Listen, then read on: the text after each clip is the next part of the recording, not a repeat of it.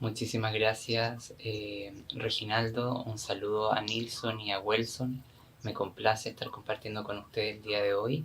Y un saludo también a todos los asistentes que vi que ya estaban ahí expectantes, dispuestos a escucharnos. Y había mucha persona conectada en la plataforma de YouTube. Un saludo cariñoso a todos y a todas. Ricardo, ¿tú me podrías ayudar compartiendo mi presentación, por favor? ¿Sería posible que tú me apoyes con eso?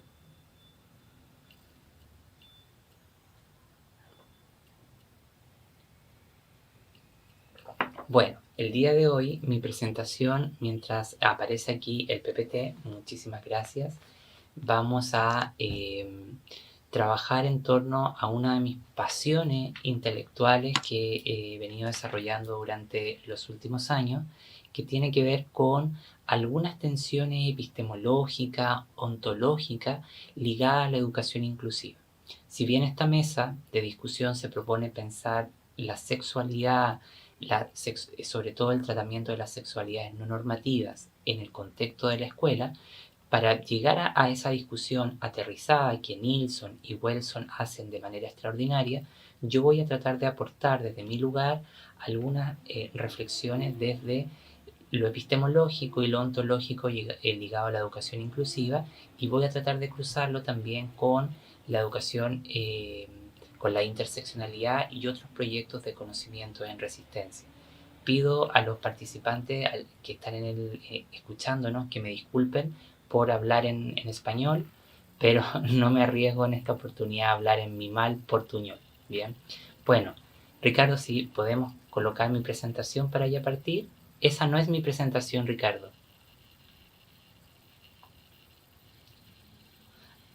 Entonces, comenzamos. Bueno, mi presentación se titula Interseccionalidad, desdenes ontológicos e inclusión para otros mundos. Y luego le agrego dos puntos que dicen tensiones neomaterialistas.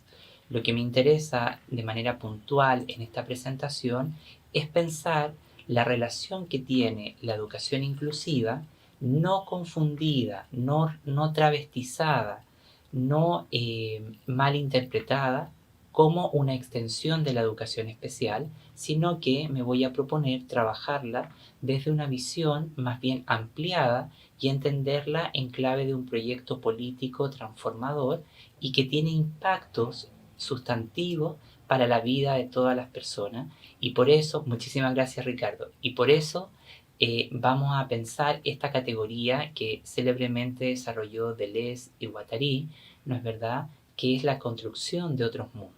Bien, y voy a hacer uso de una categoría del feminismo que viene de Rossi Braidiotti, que se llama la epistemología neomaterialista, es decir, cómo un conocimiento se hace carne y está en permanente devenir y está penetrando permanentemente las múltiples identidades de las personas. Bueno, Ricardo, ¿me ayudas pasándola a la siguiente, por favor?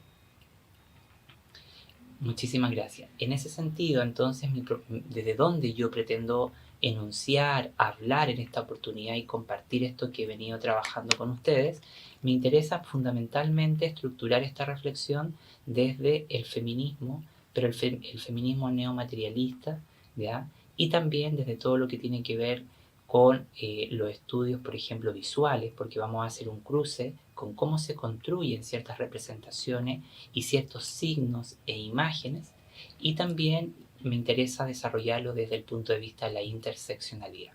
Bien, bueno, dicho eso, comenzamos. La siguiente, por favor, Ricardo. Bueno, una cosa que es central para la discusión de las identidades tiene que ver con esta premisa que el feminismo y la filosofía neomaterialista nos dice, ¿no?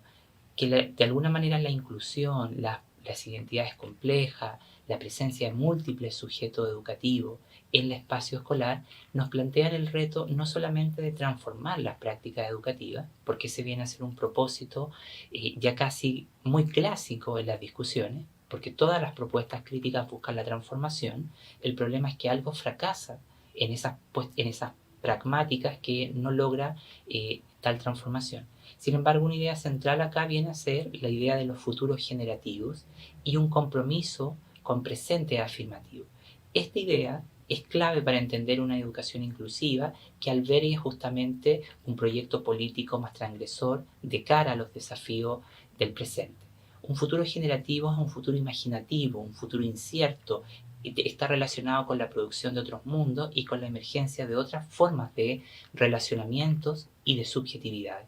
Y en este punto es que la inclusión, como yo la miro, tiene un sentido mucho más profundo. ¿Por qué? Porque no busca caer en prácticas de absorción o minorización o asimilación, que es lo común que pasa en este discurso, sino que es dar una visión superada para generar un futuro generativo, la producción de otro mundo y establecer un compromiso afirmativo con el presente, es decir, respuestas epocales a los problemas que nos tocan vivir. La siguiente, por favor, Ricardo. En este marco, entonces, nosotros vamos a pensar esta relación, ¿no es verdad?, sobre un concepto que desde el CELEI hemos venido trabajando, ya desde nuestro centro de investigación, que es el concepto de infancias críticas. Y este es un concepto que me pareció relevante poderlo compartir con ustedes. ¿Por qué razón? Porque es un concepto que trabaja lo que Spivak denomina en un doble vínculo. ¿Qué quiere decir esto? La siguiente, Ricardo. El concepto de las infancias críticas sería importante entenderlo en el contexto de producción de los estudios postcoloniales. ¿Ya? Aquel espacio se va a entender entonces como una forma de comprender los desafíos del mundo, ¿no?, que han surgido en el ámbito global como en el local y que han influenciado cuestiones relativas a la comprensión de la diferencia, la identidad, la cultura, la raza, el género, la sexualidad. Y en este contexto, entonces, se busca desafiar las bases del paradigma universalizador, que es el paradigma dominante que tenemos en los estudios culturales, en la psicología, en la educación, y con ello justamente producir sujetos únicos, fijos, estables, ¿no es verdad? Y en ese marco es que hay que hacer una interpelación, un cuestionamiento a los regímenes de verdad que se han establecido para explicar las identidades, las expresiones culturales, afectivas y sociales de nuestros estudiantes. En ese marco nosotros proponemos superar los mapas abstractos del desarrollo, que son explicaciones que privilegian a un tipo de estudiante y ponen en desmedro o en riesgo a a otros estudiantes que habitan el espacio escolar. Por eso que esta ponencia se llama desdenes ontológicos, porque vamos a problematizar el espacio escolar, que a su vez es un espacio político, atravesado por múltiples fuerzas de relación, pero que es un espacio que está configurado por múltiples formas ontológicas que no siempre son legibles y comprensibles en el espacio escolar. Y en ese marco, entonces, hay que redefinir los criterios de legibilidad de los sujetos en la trama escolar, ¿no?, pensando que las estructuras educativas, los proyectos educativos de cada país tienen un énfasis bastante normalizador y obviamente un énfasis que justamente tiende a producir normatividades en la identidad de las personas. En ese marco, el concepto de las infancias críticas que nosotros proponemos desde el CELEI se convierte, mejor dicho, en una disposición crítica que busca justamente interpelar las maneras tradicionales de pensar a los sujetos educativos, especialmente a la infancia, y se convierte entonces en un espacio analítico multiposicional en el que convergen distintas hebras de pensamiento para repensar el sentido político, cultural que habita en la infancia y las relaciones ontológicas que de él se pueden desprender. Por eso que este espacio multiposicional nos ayuda justamente a pensar los dispositivos de producción de la subjetividad. Y la escuela en sí mismo es un poderoso dispositivo de producción de la subjetividad. Pero en esta intervención nos interesa adentrarnos en la subjetividad en disputa. La siguiente, Ricardo, por favor. Bueno, ¿qué relación tiene esto de las epistemología de la educación inclusiva, que ha sido lo que yo he venido trabajando durante los últimos años? Fundamentalmente, con lo que tenemos que conversar, fundamentalmente tiene una relación estrecha. Cuando hablamos de educación inclusiva, hablamos de un discurso que no posee una teoría clara, ni tampoco posee metodologías de investigación acordes a la naturaleza de su tensión heurística o epistemológica. En este marco, entonces, cabría decir que existen 4 problemas fundamentales para hablar de educación inclusiva. El primer problema fundamental es el problema ontológico. Y este problema ontológico hace una definición de la realidad y del sujeto a partir de la matriz cargadas de esencialismo, individualismo, y por eso siempre se puntualiza en cuestiones de lo abyecto, lo anormal, las personas en situación de discapacidad o los caderantes, etc. Es decir, establece un compromiso con el esencialismo y el individualismo, pero también tiene un segundo problema, y que para mí es fundamental, que es un problema epistemológico, y que de alguna manera la educación inclusiva no encuentra, no ha logrado encontrar su propio rostro, su propia voz, su propio sentido, porque está atrapada al legado de la educación especial. Y yo quisiera advertir que cuando hablamos de educación inclusiva no hablamos de educación especial. Y eso es fundamental para entender lo que quiero conversar en esta presentación. ¿Por qué digo esto? Porque al tener un problema epistemológico es necesario reconocer que no tiene teoría, más bien tiene un conjunto de influencias que van a viajar de forma nómada por distintos campos del conocimiento, pero no tiene un ensamblaje teórico epistemológico propio. Y en su reemplazo, lo que hay es lo que yo denomino una edipización de la educación inclusiva.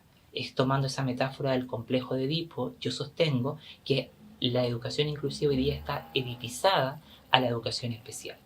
¿Sí? Hay un saber atrapado que no ha podido justamente encontrar su propia naturaleza o su singularidad epistémica.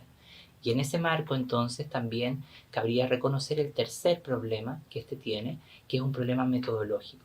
Y aquí me gustaría hacer una precisión, justamente porque lo metodológico no solamente tiene repercusiones para investigar determinados fenómenos, sino que también tiene repercusiones para la formación de los profesionales. Entonces lo que nos topamos en el campo de la educación inclusiva es simplemente tomar prestados metodologías de investigación que provienen eminentemente de las ciencias sociales, pero no posee sus propias metodologías para investigar problemas que trabajan en una gran red de elementos, teorías, conceptos. Y eso es lo que la hace compleja, porque este es un objeto teórico y empírico que no va a ser fácilmente identificable, ni tampoco va a ser fácilmente determinable en los paradigmas de ninguna de las disciplinas conocidas hasta ahora como la filosofía, la interseccionalidad, el feminismo, sino más bien las va a cruzar todas y va a generar algo completamente nuevo. Y luego el último problema que tiene, que es el problema que la coloca en el mundo, es el problema morfológico. Y este problema morfológico yo lo explico como un problema en sus categorías o en sus conceptos fundantes. Y en este marco es importante esto para esta mesa. ¿Por qué razón? Porque los problemas de incomprensión de las sexualidades, de las identidades sexuales no normativas o de las pedagogías queer en el mundo educativo general tiene un problema en sus categorías, porque de alguna manera, ¿qué es lo que pasa con la inclusión? Que vuelve a ocupar categorías que son del esencialismo, del individualismo, de la deficiencia, de la anormalidad, para fundamentar un proyecto intelectual que justamente toma distancia de esta y crea otras formas de entendimiento de la realidad. La siguiente, Ricardo. Bueno, dicho eso, me gustaría entonces partir preguntándonos qué es exactamente la educación inclusiva. ¿Es un concepto, es un paradigma, es una metáfora, es un dispositivo heurístico, es una metodología o bien es una teoría? Para tristeza mía, yo quisiera decir que no es ninguna de las anteriores. ¿Ya? No podría ser definida como un concepto porque los conceptos, según mi equival, nos ayudan a pensar teóricamente y analíticamente. Y hasta ahora lo que tenemos es más bien una palabra que se ocupa con distintos usos en distintas latitudes del mundo, pero sin una especificidad. Y luego tampoco la podemos definir como un dispositivo heurístico ni como una metodología, pero sí la podemos definir como una metáfora. Y aquí es que me parece importante. ¿Por qué razón? Porque al definirla como una metáfora, reconocemos que es un discurso que se ha desarrollado en distintas latitudes del mundo, que ha sido desarrollado por distintos colectivos, pero que no le pertenece a ninguno con exclusividad. ¿ya? Y en ese marco, entonces, también cabría preguntarse qué tipo de teoría sugiere la educación inclusiva de cara al tiempo actual. Y el error que se comete es siempre definirla como una teoría crítica que interpela las relaciones de desigualdad, pero cuando uno analiza desde dónde surge, o como yo digo en mis trabajos, los enredos genealógicos que participan en su formación, nos damos cuenta que la educación inclusiva no surge de modelos críticos, surge de modelos postcríticos y construye algo completamente diferente a cada uno de sus elementos genealógicos. Y lo que viene a continuación es lo que me parece más fundamental, cuando dice que la inclusión se entiende entonces como una categoría de análisis que enfrenta un problema definitorio particular, que va a ser el mismo problema que va a compartir con la interseccionalidad, que es que participa de las relaciones de poder estructurales y de las representaciones culturales que interrogan.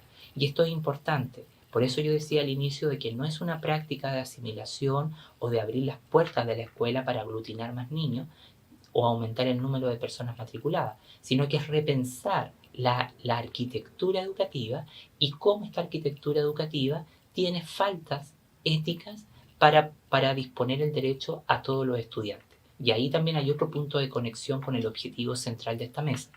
¿Por qué digo esto? Porque de alguna manera la inclusión va a interpelar las reglas de funcionamiento de la sociedad, va a dislocar y a irrumpir en las formas de contractualismo social, y eso va a reconfigurar las imágenes culturales que, o los símbolos que habitan en cada uno de los sujetos. En ese marco, entonces, habría que reconocer que la inclusión o la educación inclusiva es en sí misma un proyecto de conocimiento en resistencia. ¿Por qué razón? Porque va a estar constantemente preocupada por interpelar justamente cómo la investigación, la teoría, los conceptos establecen sistemas de complicidad con la desigualdad. Y cuando nosotros afirmamos que la educación inclusiva es lo mismo que la educación especial, estamos afirmando esa desigualdad. ¿Por qué razón? Porque de alguna manera volvemos a estas prácticas de asimilación y lo que necesitamos es transformar las estructuras de funcionamiento de la escuela y por consecuencia el sistema educativo. Y aquí viene una advertencia. Cuando nosotros planteamos esto, hay que entender que las desigualdades, las opresiones, las violencias estructurales, las discriminaciones silenciadas no van a desaparecer o no van a cambiar en la medida en que nosotros no hagamos una intervención a nivel de las reglas de funcionamiento de la sociedad. Es decir, el problema, por eso es un problema de contractualismo social, porque está atrapado en las reglas de funcionamiento institucionales de la sociedad. Si esas reglas son excluyentes, son segregadoras, van a tener por consecuencia un sistema educativo en una dirección muy similar. La siguiente, Ricardo, por favor. Y por eso que al entenderla como un proyecto de conocimiento en resistencia, es que nosotros debemos siempre entender que la inclusión se vive y se practica en la micropraxis. La micropraxis es el conjunto de interacciones cotidianas de la realidad, ¿sí? Bueno, en ese marco, entonces, yo quisiera afirmar además que la educación inclusiva, ustedes me escuchan bien, ¿no es cierto? Que la educación inclusiva, entonces, como proyecto intelectual, construye una estrategia de resistencia epistémica. Por eso va a formar, según Rolnick y Guattari, una micropolítica epistémica, porque se va a preocupar por analizar cómo determinados cuerpos de conocimiento se colocan al servicio de la dominación. Por ejemplo, la empresa, como dice ahí, que alberga la propuesta del esencialismo liberal, que es la que está presente en todas las políticas educativas, que es esta idea de que abrir las puertas a la diversidad, pero contrarrestarlas con sistemas de evaluación estandarizados, segregadores, ese es el esencialismo liberal, que es un mecanismo de análisis de la realidad que funciona contraponiendo marcos de valores antagónicos. ¿Sí? Por un lado, lo que nos dice la política pública es abrir la puerta a la multiplicidad, a la singularidad, a la diversidad, rechazar la equidad, pero por otro lado la valida con la ingeniería y con la estructura educativa que justamente establece permanentemente faltas éticas para albergar a nuestros estudiantes. Y ese es un aspecto estructural, por ejemplo, que tenemos que aprender a leer.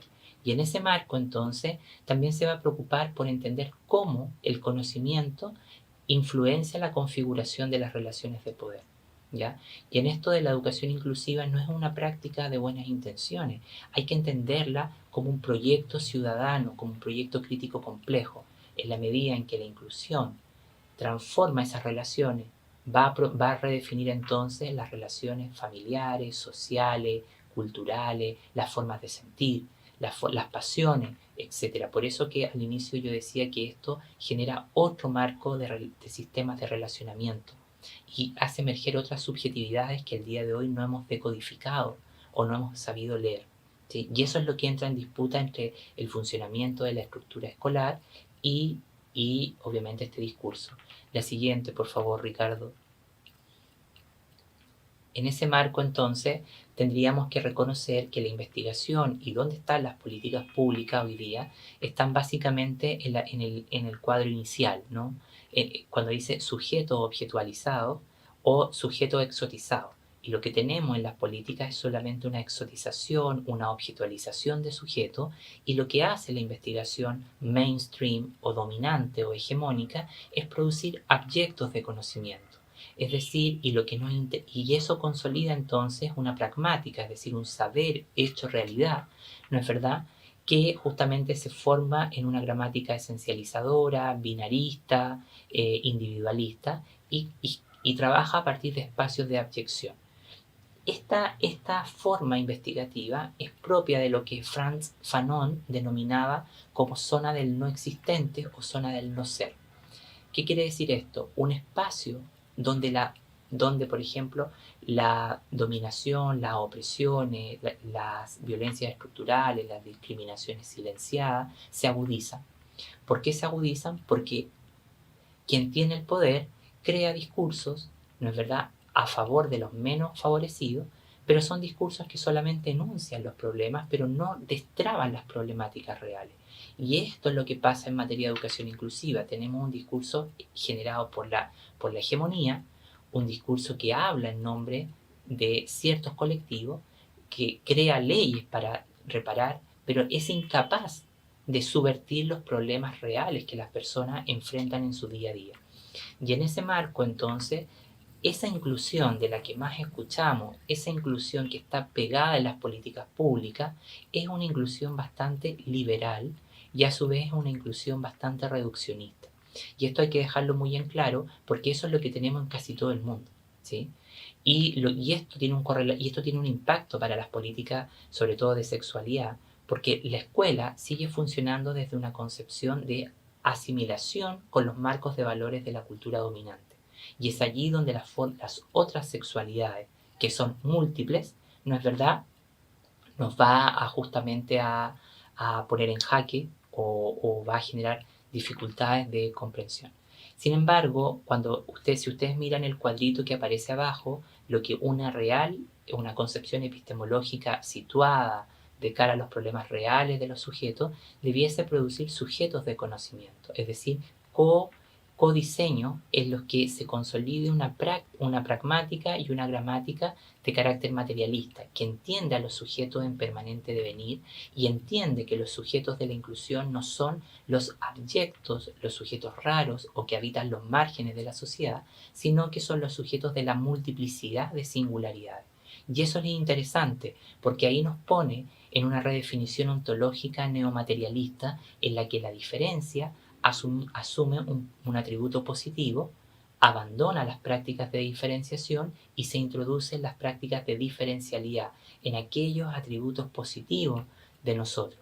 Y eso hace justamente que haya una reinvención o una transformación, por lo menos situada, de la estructura social y escolar. La siguiente, Ricardo, por favor.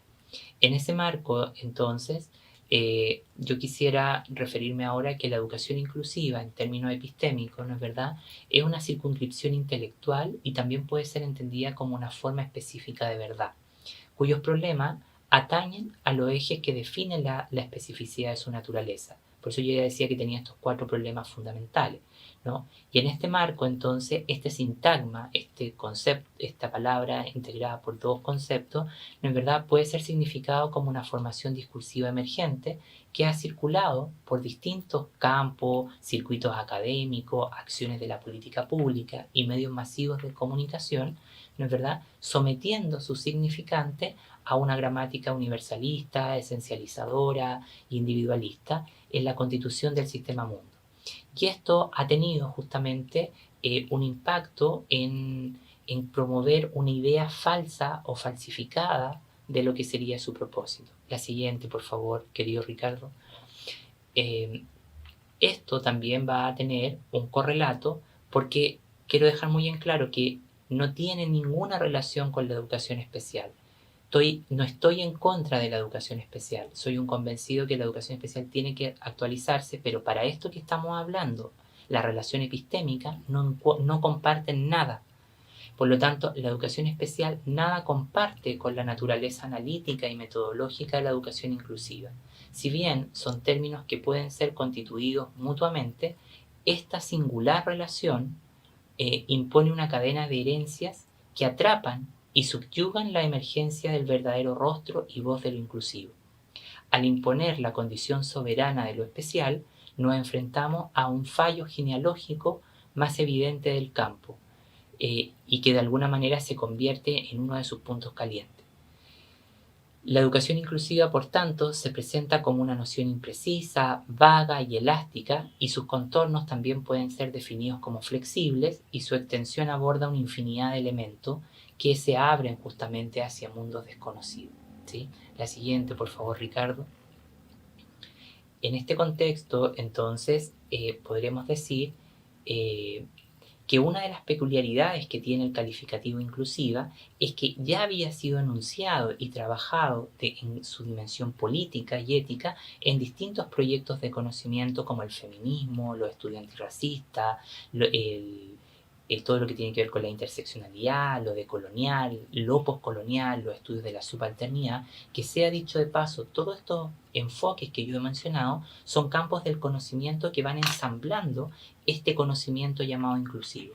Por lo tanto, solamente con el calificativo inclusiva lo que estamos haciendo ver es recuperar una función crítica de la educación, pero que el propósito ya había sido trabajado por distintos campos del conocimiento y sobre todo por distintos movimientos críticos contemporáneos. ¿Sí? Y eso es lo interesante, porque también la inclusión va a compartir esto al convertirse como un gran movimiento social crítico de defensa de los derechos. Bueno, en ese marco entonces es importante entender a la educación inclusiva heurísticamente como un metaespacio de recepción y de formación que justamente no ha logrado decodificar su sentido, su rostro, su voz.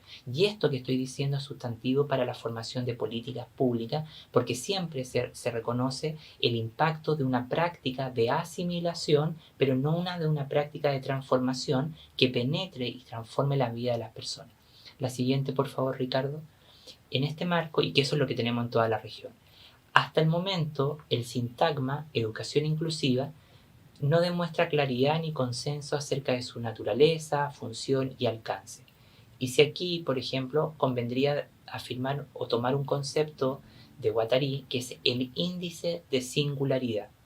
El índice de singularidad no es otra cosa que la identidad de algo. Y en este caso, este campo no tiene ese índice de singularidad. Y es muy llamativo preguntarle a investigadores que se han dedicado toda su vida a este campo, pero que son incapaces, por ejemplo, de explicarnos a ciencia cierta qué es lo que es. Dicho eso, podríamos también afirmar que al asumir la interrogante por imaginar su campo de tarea, queda desligada de la educación especial, de las ontologías esencialistas, universalizadora, y nos lleva entonces hacia la producción de un mundo desconocido y de la creación de otros dispositivos de subjetivación singularizante. Y por ello su tarea ontológica siempre va a trabajar en una ontología de lo menor. La siguiente, Ricardo. Y esto es lo que hace poder justamente la siguiente. Superar lo que ahí aparece como problema ontológico en los grupos sociales. ¿Por qué digo esto? Porque el error fundamental que se comete en las políticas educativas en materia de inclusión es siempre reproducir el problema ontológico de los grupos sociales, lo que Jung denominaba como aquel sistema en el que la identidad se convierte en un atributo negativo y genera prácticas de diferenciación y segmentación.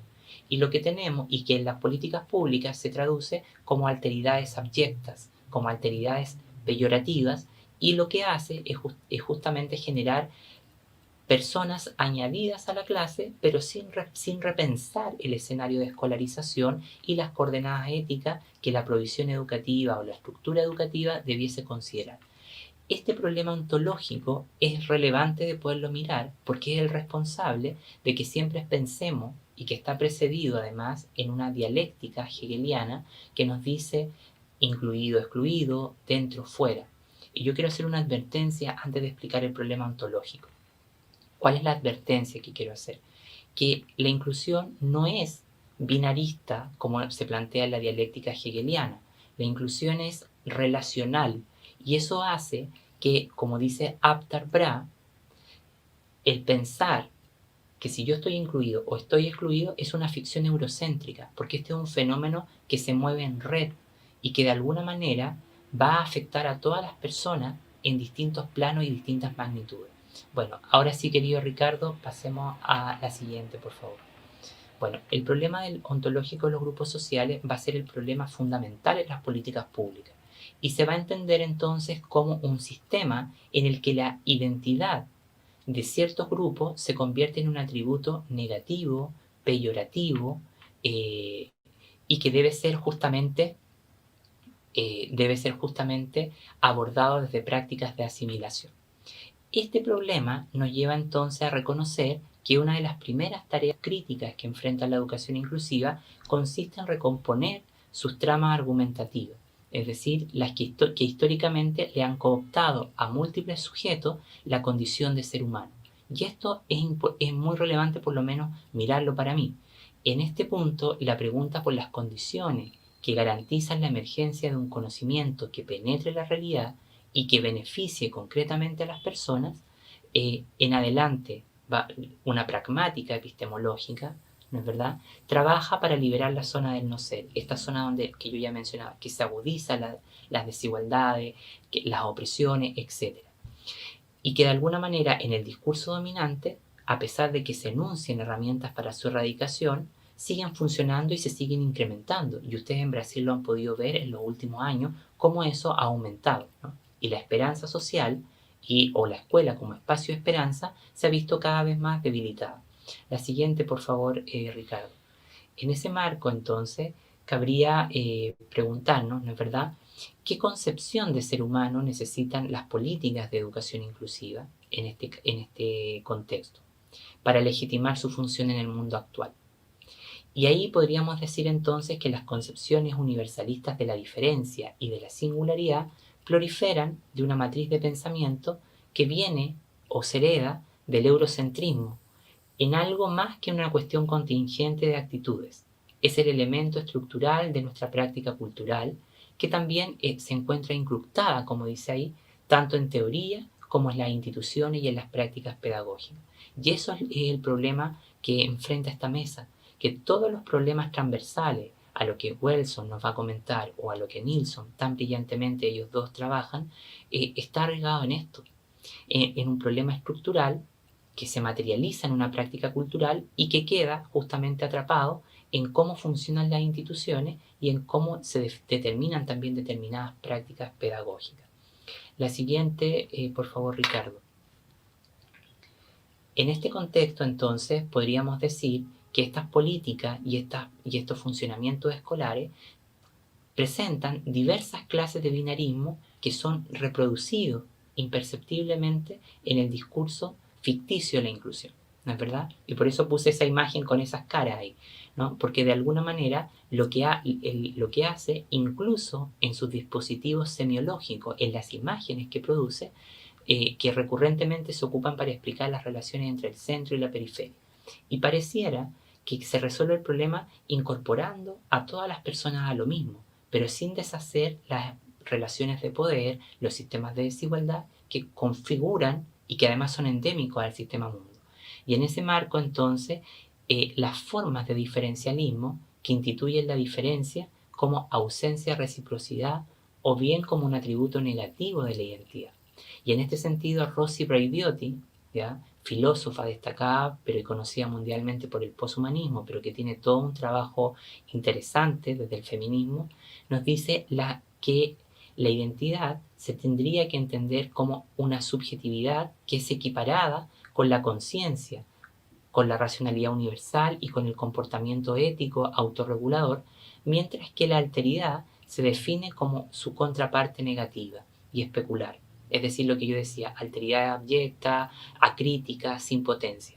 En cuanto a la diferencia sígnica, lleva siempre a entender a los sujetos desde la inferioridad y adquiere cuestiones tanto esencialistas como letales para las personas que son tachadas como otros. Estos son los otros sexualizados, racializados y naturalizados que son reducidos a un estado menos que humano, ¿no? O sujetos desechables. Todos somos humanos, pero no todos somos más morales que otros. Y ese es el problema que también existe en este discurso, en el discurso hegemónico o más bien dominante de inclusión. Por eso que yo, desde mi posición teórica y política, estoy más interesado en una inclusión que se convierte en un singular ajuste de cuenta contra este gran crimen que es contra la humanidad y múltiples identidades que han quedado relegadas. Por eso que estoy más interesado en los desdenes ontológicos, aquellas formas no comprendidas, expulsadas, ¿no es verdad? Y que si lo tomamos desde el punto de vista de Guattari, podemos entender que son múltiples, son alterativos de la realidad y por sobre todas las cosas son sujetos que performan la estructura educativa. La siguiente, por favor, Ricardo. En ese marco, entonces, la noción de ética diferencial que Braidotti nos propone es central para pensar estas políticas de educación inclusiva y de género y de currículum. Por eso dije, me voy a referir a cuestiones más bien generales, ¿no? La cual será empleada en esta oportunidad a través de la propuesta de Braidotti, que puntualiza los razonamientos que describen una conciencia diferencial, tomado desde Chela Sandoval, y para ella, por ejemplo, se van a centrar ambas en los atributos positivos de la diferencia. Y que sea dicho de paso, para mí no es la diferencia lo que debiésemos discutir, es la singularidad, porque la singularidad es aquello que permite superar las cosificaciones de los sujetos. Y las múltiples singularidades son las que crean un nuevo diagrama de relaciones, obviamente en el espacio escolar siempre transitivo. La siguiente, por favor, Ricardo. En este marco, entonces, la pregunta sería una ética de la diferencia, y para eso tendríamos entonces que recurrir nuevamente al legado de Braidotti, y ella nos dice que para lograr esta ética de la diferencia es necesario deslindar y subvertir las formas de individualismo y esencialismo que fundan el problema ontológico de los grupos sociales, también conocida o concebida como una ontología sustancialista que coloca en desmedro y cosifica a un amplio grupo de personas, justificando así un corpus de políticas públicas que no hacen otra cosa que reproducir un efecto de asimilación y un problema multicategórico para justificar su tarea en torno a los significantes pasivos de la inclusión. Esta figuración ontológica conduce a la jerarquización del ser que en la interioridad de las propuestas de educación superior o de inclusión en cualquier nivel educativo devienen en sistemas de cuota, ¿sí? o grupos específicos. En efecto, Braidotti lo que está preocupada es por afirmar que la figuración categorial tan presente en las políticas educativas de inclusión y de equidad hizo posible la distinción entre los órdenes jerárquicos del ser, clasificando como más avanzado o más próximo al ideal civilizatorio o a la cultura occidental y justamente menospreciando a aquellos que no estaban relacionados con el ideal de hombre blanco, heterosexual, cristiano, proletario, por sintetizar algunos de los atributos más significativos. Y cuando nosotros miramos nuestra experiencia en el mundo, nos damos cuenta que todos nosotros escapamos a estas designaciones, ¿no? Y eso es lo interesante, porque la escuela sigue en la concepción hegemónica mirando y reproduciendo silenciosamente estos patrones. La siguiente, por favor, querido Ricardo.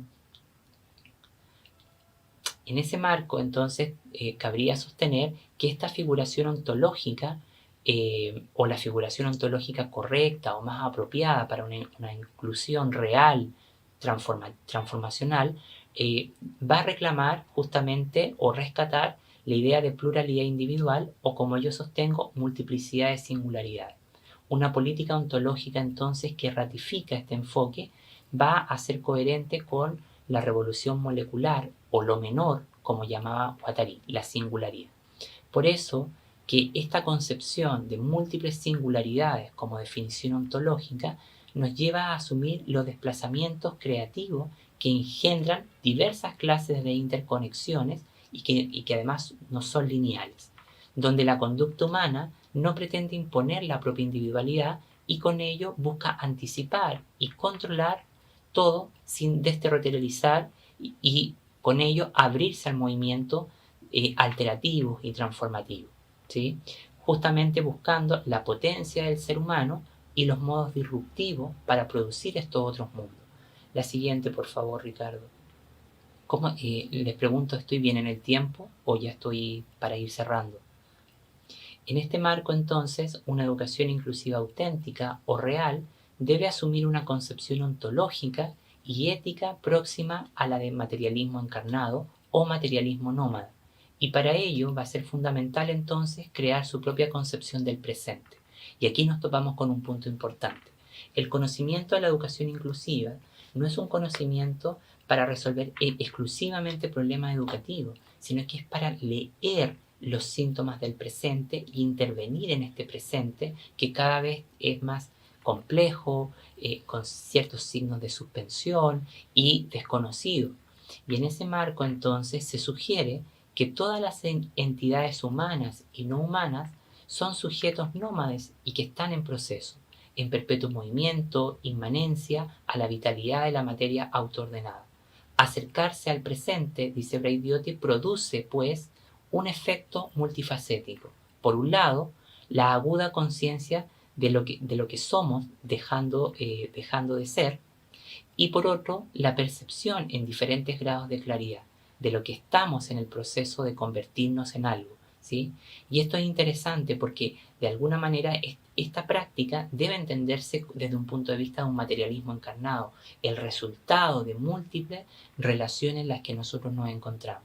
La siguiente, por favor, Ricardo. En este marco, entonces, y con esto yo quisiera cerrar y ojalá, yo les vuelvo a pedir disculpas por no hablar en portugués, ojalá es que me esté explicando bien, pero vamos a cerrar con con la repercusión que tiene estos impactos ontológicos, epistémicos y con el tipo de signos y imágenes que se crean para hablar de los sujetos de la inclusión en las políticas, en las prácticas educativas. Y aquí vamos a tomar algunos de los aportes de los estudios visuales, de la cultura visual, para entender esta relación entre la producción ontológica, la producción del conocimiento y el tipo de signos que se crean o se establecen en la realidad y que a su vez se convierten en criterios de legibilidad de determinados sujetos en la práctica escolar. Ahora sí, Ricardo, por favor, vamos a la siguiente. Muchísimas gracias. Bueno, en este sentido, a mí no me gusta entender la inclusión como una práctica solamente transformadora o alternativa, porque si miramos los conceptos de prácticas alternativas, Boaventura de Santos Sousa ya nos decía que las alternativas son casi tan normativas como la hegemonía. Y lo que correspondería pensar entonces son prácticas alterativas. Y aquí es que me gusta entender la inclusión como una práctica que altera las representaciones visuales que han sido históricamente sancionadas por el pensamiento de lo especial, de lo abyecto, incluso del pensamiento dominante en este campo. ¿Por qué? Porque al destruir estas imágenes se destruyen las redes de semiotización, las formas y los criterios de legibilidad con los cuales determinados estudiantes aparecen o son comprendidos en la práctica escolar. Y esto también tiene un impacto a nivel ontológico, ¿ya? Porque va a afectar a esas redes de producción de subjetividad. La siguiente, por favor, Ricardo. En tal caso, podríamos decir que las imágenes que se forman a partir de este discurso constituyen una nueva perspectiva analítica que no ha sido examinada dentro de lo que se conoce como educación inclusiva, dentro de su gran espectro, ¿ya? Y esta afirmación nos comprende que las imágenes son singulares prácticas heurísticas y culturales que favorecen la función de la imagen en la vida cultural, es decir, cómo nosotros entendemos ciertas ideas, ¿ya? Y a través del entendimiento de su significado social y del horizonte cultural en la que esto es producido. La heterodoxia sígnica, entonces, que tendría la educación inclusiva, busca crear representaciones visuales que van más allá de las tradicionales coyunturas legadas por el esencialismo, el humanismo clásico, el individualismo, etc. Todas ellas matrices de pensamiento que fundan la tarea ontológica y por consiguiente visual en sistemas de contraposición de imágenes, lo que yo denomino un binarismo visual. Nos encontramos ante, o nos enfrentamos, mejor dicho, ante la tarea de destruir la matriz de producción dialéctica de carácter hegeliana. Esta que nos dice adentro afuera, chico grande, delgado gordo, etcétera, magriño y no sé qué, etcétera, ¿no? Bueno, la siguiente, por favor, Ricardo. En este contexto, entonces, otra de las tareas que va a tener la inclusión y su impacto en las políticas públicas es redefinir las tramas semiológicas y ontológicas para justamente liberar a los sujetos de prácticas cognitivas, como yo ya decía, que los objetualizan, los cosifican y los atañen a espectros de normatividad. Formas conceptuales y culturales restrictivas. Por eso es necesario decodificar para producir nuevos ángulos de visión ontológicos y cuerpos de conocimiento más imaginativos para pensar los problemas del presente. La siguiente, Ricardo. Por eso, los modos de ver se van a encontrar intrínsecamente imbricados con singulares relaciones de poder. Estas singulares relaciones de poder van a delimitar la función normalizadora de los regímenes visuales sancionados y emitidos o extendidos por todo el mundo, como parte de la actividad sígnico-ontológica de la educación inclusiva, ¿ya? Esto, por ejemplo, antes de avanzar en la argumentación, yo quisiera que nos podamos interrogar acerca de la naturaleza del vínculo que puede existir entre estudios visuales y educación inclusiva.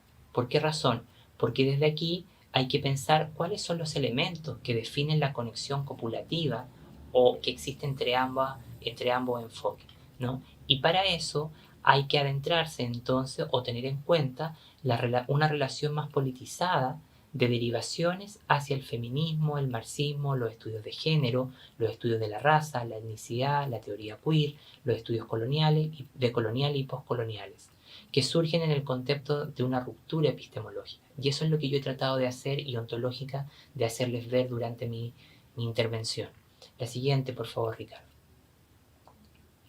En ese contexto, las imágenes que hoy circulan sobre educación inclusiva crean múltiples procesos de producción y rearticulan la transformación del mundo.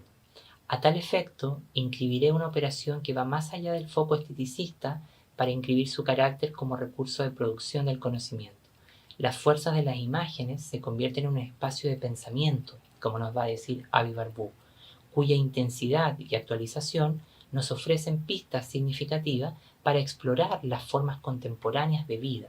Por eso yo decía, esto mueve la frontera, redefine las formas de maternidad, de paternidad, la subjetividad, las relaciones familiares, sociales, etc. Por eso que hay que entender la inclusión como un dispositivo de transformación del mundo, ¿no es verdad? Pero que se abre hacia un mundo que es desconocido, ¿sí? Y por eso, de alguna manera, genera una nueva visión del mundo, una visión que todavía no sé si estamos en condiciones de codificarla. Recién estamos abriendo esas hebras, para desestabilizar lo conocido. La siguiente, por favor, Ricardo, y con esto ya cierro y no los aburro más. Y finalmente, el signo de lo inclusivo va a construir otra estética, otra forma que debes de entender que va a ser que tenemos que aprender a descifrar. A tal efecto, es importante aprender las transformaciones que se dan hoy en el campo social para captar lo que hay que cambiar, lo que ya ha cambiado y lo que continúa transformándose. Por eso, a su vez, el estudio de los comportamientos sígnicos se encuentra y se sostiene en determinados modos de pensar que vienen devenidos en tramas ontológicas que actúan como mecanismos de performatividad de la propia realidad. Bueno, yo quiero agradecer este espacio, esta oportunidad, y también quiero agradecerle a todas aquellas personas que me han podido escuchar y por, eh, por este espacio, y estoy muy contento de estar compartiendo el día de hoy con ustedes. Muchísimas gracias y espero que mi presentación haya sido en algo un aporte para este congreso.